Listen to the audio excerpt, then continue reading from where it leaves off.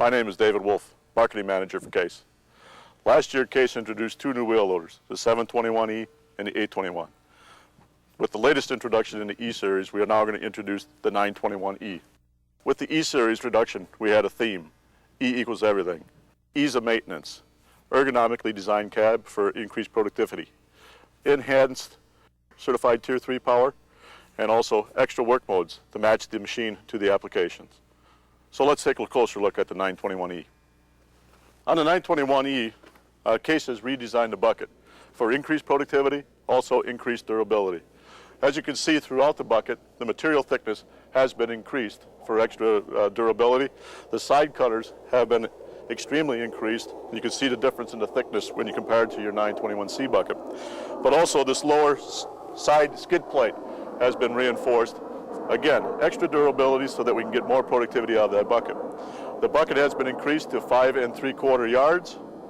And if we come to the back side of the bucket, we can see we went from welded on heel plates to bolt on heel plates. Again, being able to service this bucket a lot easier.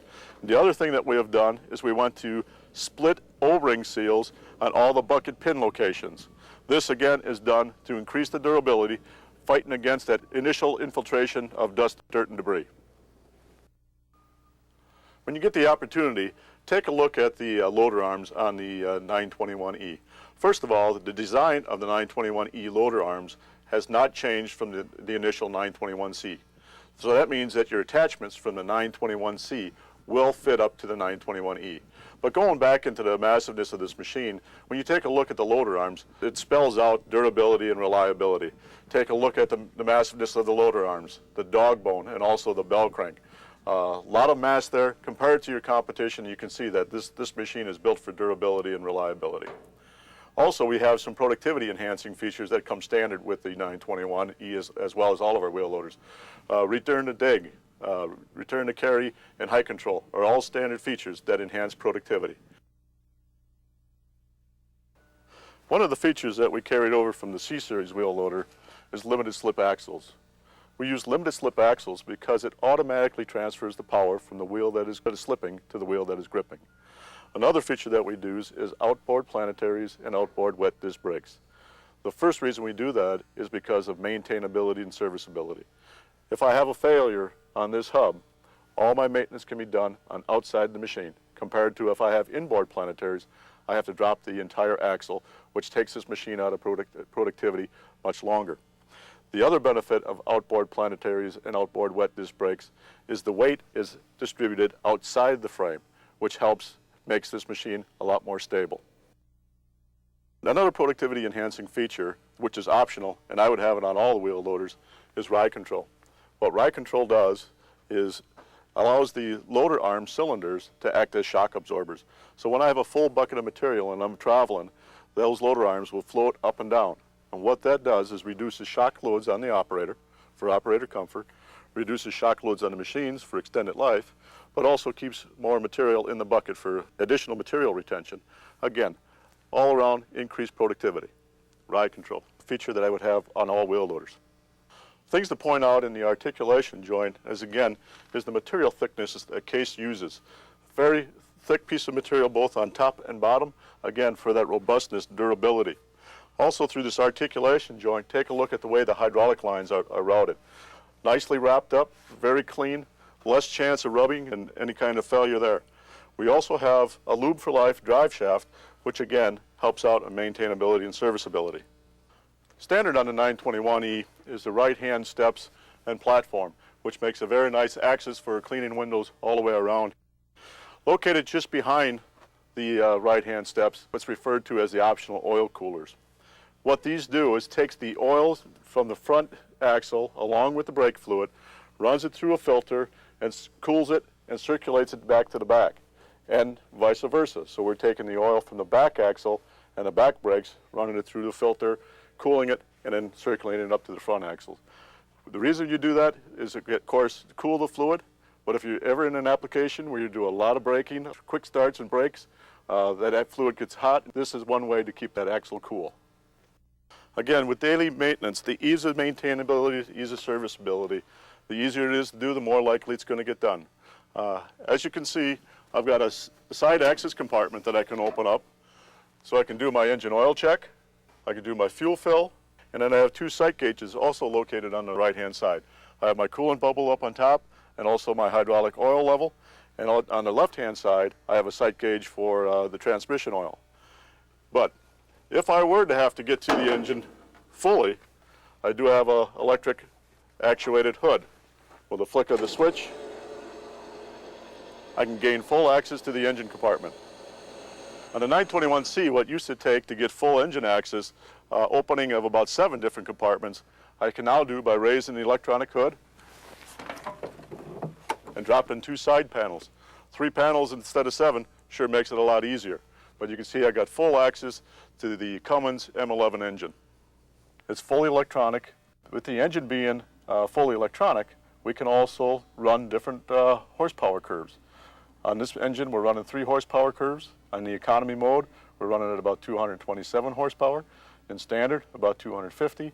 And at max power, we're running about 299 horsepower.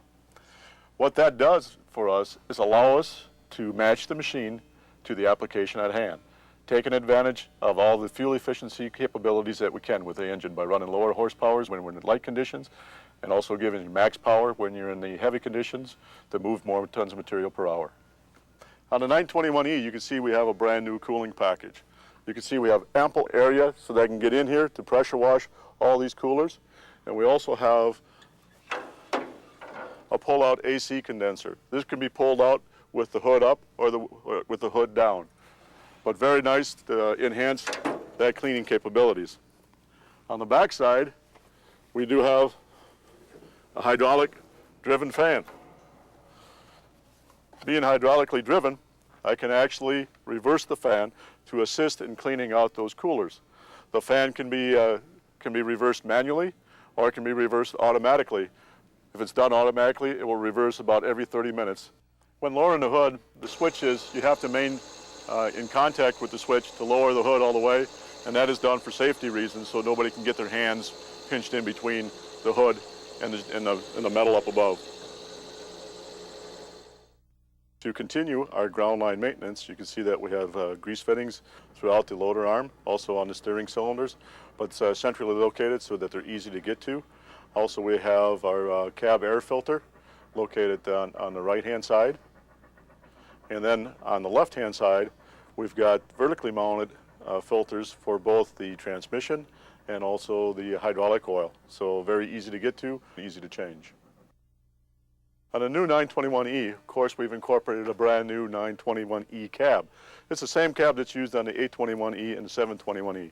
The stairs are on a slight angle, and I can always maintain 3-point contact when I'm getting into the cab. I also have a very wide opening for getting into the cab, and the door swings back 180 degrees and locks in place. Once I get into the cab, I've got excellent visibility, floor-to-ceiling glass on both the left and right-hand side.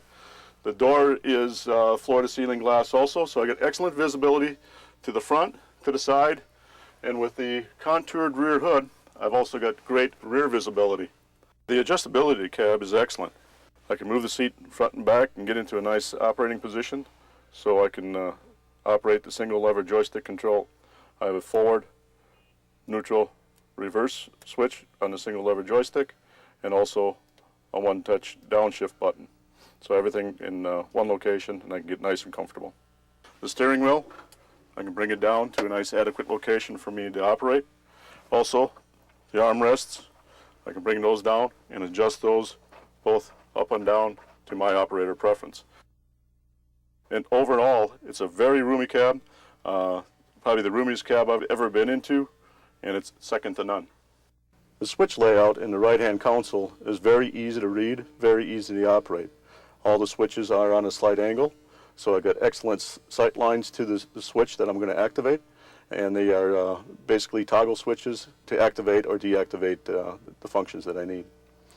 Behind you, there is a cup holder, 2 cup holders to hold different size beverages, and behind that is a personal lock box, 12-volt power outlet way in the back corner, and also a 12-volt power outlet by the door before you leave. This machine is set up with optional air conditioning, and you can see that there's adequate air diffusers. 17 diffusers in all. There's also an 18th diffuser in the thermal box that's able to keep your drink cool in the summer and your sandwich warm in the winter. Going through the dash, if I push and hold this lower button for a couple seconds, you'll see the power mode comes up. I select that again, and there's your 4 different power modes. Push that button one more time, it highlights the power mode that I'm in. Using the down arrow button, I can toggle between standard, automatic, economy, and back to max power. Once I choose the power that I want to operate in, I just select it one more time, and I'm back in my operating mode. This concludes our walk around of the all-new 921E. Remember, E equals everything. Ease of maintenance. If it's easy to do, the more likely it's going to get done. Enhanced Tier 3 engine power, anywhere from 227 horsepower up to about 300 horsepower. Extra work modes to match the machine to the application, and an all-new ergonomically designed cab for operator comfort. Thank you for joining me today.